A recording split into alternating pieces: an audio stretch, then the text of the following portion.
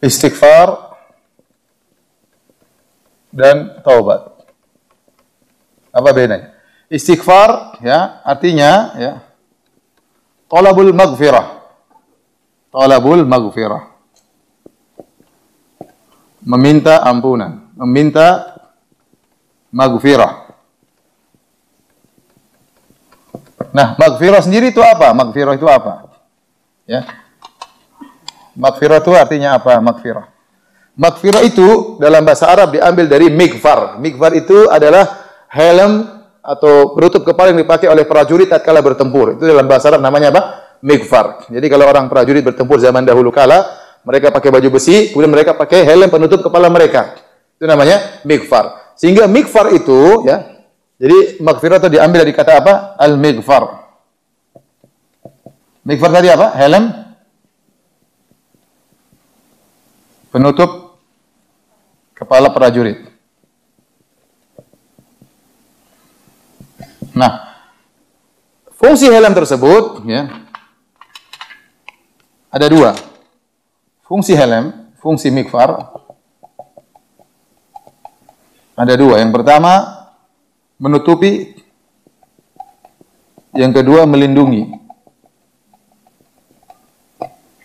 Tidaklah dikatakan sesuatu mighfar kecuali dia mengumpulkan dua fungsi ini. Songkok itu tidak melindungi. Kalau ada besi kena kepala. Meskipun dia menutupi kepala saya tapi dia tidak melindungi apa? Kepala saya. Sorban juga demikian. Sorban menutup kepala tapi tidak melindungi. Kalau ada besi, ada kayu, dia tidak melindungi kepala saya. Maka sorban dan songkok tidak disebut dengan mighfar. Mighfar disebut mighfar adalah helm yang dipakai oleh prajurit. Sehingga kata para ulama, kalau seorang berkata astaghfirullah, dia harus dalam hatinya. Ini perkara Ibnu Qayyim rahimahullah taala, astaghfirullah, ya Allah, aku mohon maghfirah kepadamu, yaitu aku mohon agar kau menutupi dosa-dosa yang aku lakukan, jangan kau umbar. Dan aku mohon jangan kau berikan dampak dosa-dosa yang aku lakukan kepadaku. Karena setiap dosa itu mendatangkan dampak buruk. Ya. Entah kemudian hatinya menjadi hitam, entah kemudian hubungan dengan istrinya jadi tidak baik, entah usahanya menjadi macet, ya, entah dampak-dampak buruk yang lainnya. Maka tatkala seorang mengatakan astaghfirullah, ya Allah, aku mohon ampunan kepadamu, maghfirah, yaitu ampuni aib-aibku. Kalau aku bermaksiat jangan kau bongkar di dunia maupun di akhirat. Paham?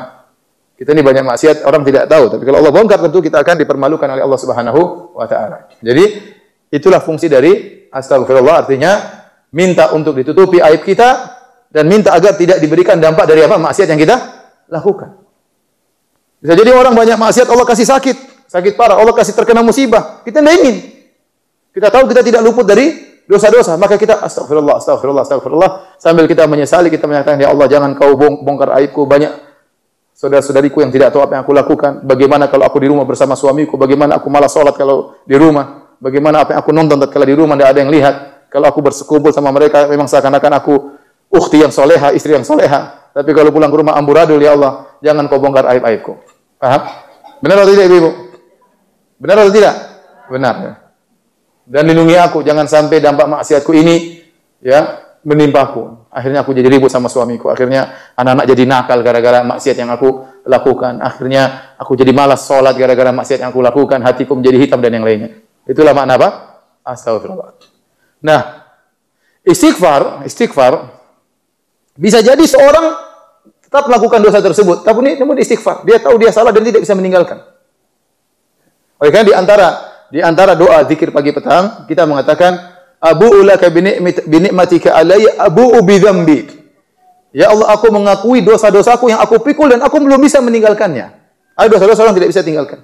Ada orang, betapa banyak orang datang pada saya nangis. Dia tidak bisa, dia selalu melihat hal yang haram, dia tidak bisa tinggalkan. Nangis depan saya. Dia berusaha namun dia tidak bisa, itu jadi kecanduan bagi dia. Saya bilang istighfar, minta kepada Allah. Tapi dia senantiasa beristighfar. Dia berharap Allah mengampuni dosa-dosanya meskipun dia belum bisa meninggalkan. Betapa banyak orang tahu riba itu haram, dia tidak bisa meninggalkan. Dia belum bisa sampai pada tahapan taubat.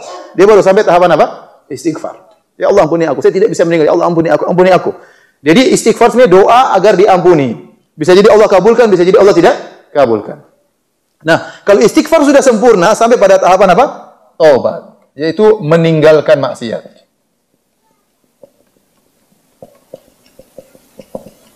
Ini bedanya istighfar dengan apa? Taubat.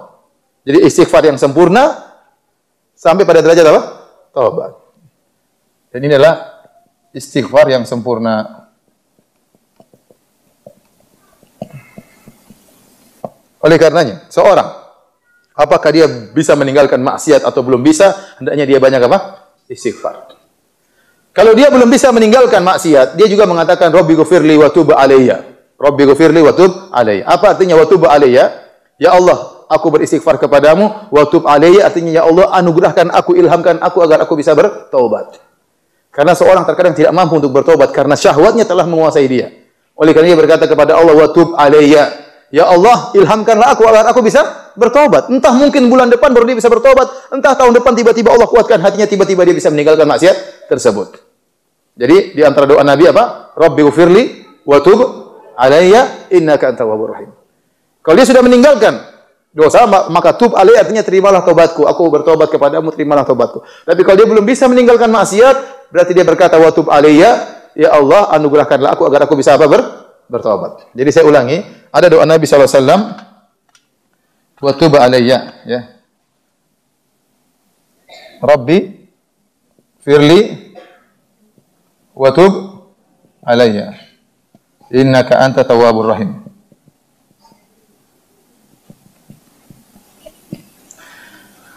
Rabbi ghfirli, ya. Yang pertama kita bicara Rabbi ghfirli, ini artinya apa? Istighfar, ya. Maknanya seperti ini kan? Istighfar. Wa tub alayya, ini bisa maknanya dua kemungkinan. Kalau dia sudah meninggalkan dosanya,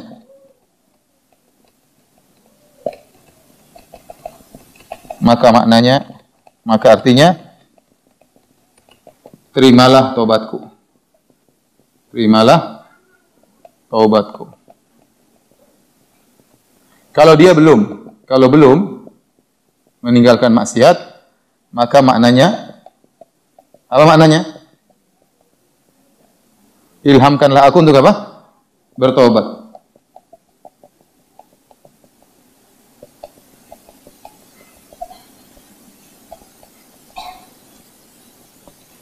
Jadi kalau kita zikir pagi petang jangan lupa Rabbi ghfirli wa tub alayya innaka antat tawwabur rahim.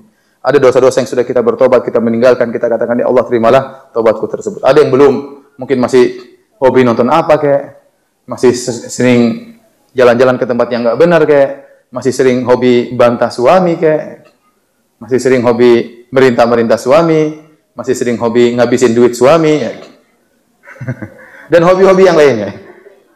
Jadi sambil mengatakan Rabbi ghfirli wa tub alayya innaka antat tawwabur rahim. Kami Ibu, ya.